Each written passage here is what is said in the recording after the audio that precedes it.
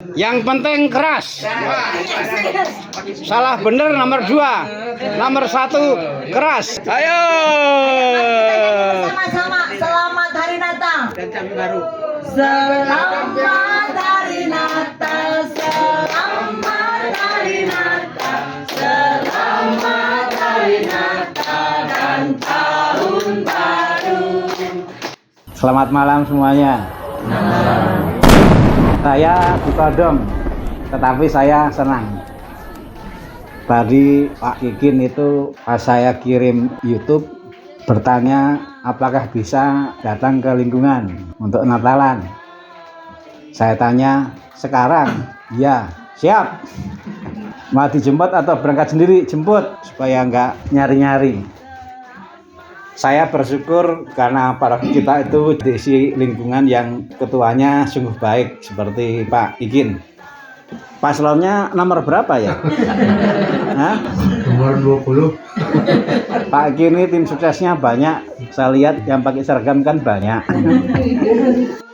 Kita kalau menurut Pak Ikin tadi Natalan, tapi sekaligus juga mau menyambut tahun baru. Kalau di paroki kegiatan Natalan dan menyongsong tahun baru dengan misa. Itu di paroki. Kita bersyukur karena Bapak Ketua Lingkungan itu membantu kita supaya menjadi orang yang kaya, jangan menjadi yang miskin. Di Gereja Katolik itu kita bisa kaya, jangan menjadi yang miskin. Kegiatan itu bisa bermacam-macam, jangan hanya satu macam. Merayakan dengan misa itu sudah kita lakukan di paroki. Nah, supaya kita kaya, maka di tingkat lingkungan harus berbeda. Seperti malam hari ini.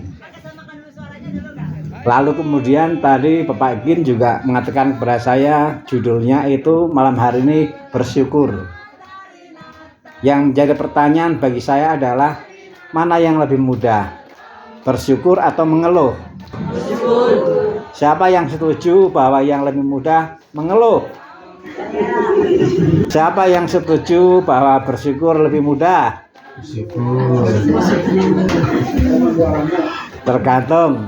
Mungkin kalau tanggal tua itu mengeluh lebih mudah. Nggak apa-apa. Mengeluh itu wajar, bersyukur juga wajar. Yang penting semua harus ada porsinya. Kalau mengeluh itu secukupnya nggak apa-apa, tapi kalau terlalu banyak nanti tambah gemuk. Justru yang harus banyak adalah bersyukur.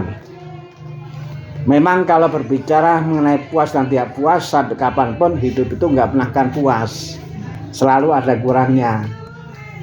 Tetapi kalau kita mau jujur, sebenarnya apakah hidup memang harus puas? Kan tidak. Yang penting hidup itu kan cukup.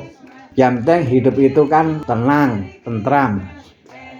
Dan untuk itu juga bisa hidup dengan yang ada. Natal itu kalau kita renungkan menyampaikan pesan Tuhan mengenai inilah jalan yang damai, hidup yang sederhana. Sang Juru Selamat itu ternyata lahirnya di tempat yang sangat sederhana. Sang Juru Selamat itu ternyata lahirnya bukan sosok yang gagah perkasa, tetapi bayi. Inilah Sang Juru Selamat, inilah jalan keselamatan, inilah jalan kebahagiaan yang sederhana saja. Maka kalau bicara mengenai bersyukur, pertama yang kita syukuri adalah bahwa ternyata Tuhan itu tidak memberikan jalan yang sulit. Karena apa? Karena jalan kebahagiaan itu sederhana. Kalau kita mau sederhana, kan nggak sulit. Justru kadang-kadang menjadi sulit ketika kita bukan memperhatikan jalan yang ditunjukkan oleh Tuhan, tapi malah kita ngarang-ngarang sendiri. Nah, kita bersyukur. Bersyukur karena jalan kebahagiaan, jalan keselamatan yang ditunjukkan oleh Tuhan itu begitu sederhana. Dan kita percaya bahwa ini juga yang akan terjadi di tahun yang akan datang, tahun 2024. Maka kalau bicara soal bersyukur, antara lain yang kita syukuri adalah Kita bersyukur karena Tuhan memberikan jalan yang sebenarnya tidak sulit kalau kita punya niat untuk keselamatan itu. Dan juga kita syukuri karena ini juga yang pasti berlaku di tahun yang akan datang. Saya mendengar dari Pak Gin tadi, katanya sebelum acara ini tadi sudah doa dulu ya? Iya, doa arwah. Doa arwah. Jadi kalau saya pikir kita sudah lelah lah. Sudah seharian bekerja, tadi sudah doa arwah, lalu sekarang acara lagi. Ada yang sudah ngantuk? Banyak. Saya hanya mengetes saja. Saya bertanya begitu karena saya melihat ada yang sudah mengantuk. Tapi nggak apa-apa. Itu juga anugerah Tuhan. Masya Allah. Ada orang yang tersiksa, nggak bisa tidur. Saya juga sering tersiksa karena sering nggak bisa bangun. Saya itu mudah tidur, susah bangun. Ada orang yang susah tidur, mudah bangun. Saya itu malah mudah tidur, susah bangun. Bersyukur karena ada alat untuk membangunkan. Jadi kalau misal tetap tidak terlambat. Kalau habis misal tidur lagi. Ya itu puji Tuhan, tapi nggak bisa. Para bapak dan ibu juga anak-anak, kita beberapa jam lagi akan memasuki tahun baru. Nanti kalau sudah di tempat tidur, kita bisa merenung apa ya yang mau saya syukuri. Lalu kemudian apa yang bisa saya lakukan supaya tahun 2024 saya lebih taat kepada Tuhan. Karena apa? Karena keluarga kudus itu memberikan contoh kepada kita. Tadi dalam bacaan dikisahkan ada keluarga yang kompak banget itu. Maria, Yusuf dan anaknya bersama-sama pergi ke mana tadi? Ke Dadah atau ke mana tadi? Yerusalem. Ke Yerusalem.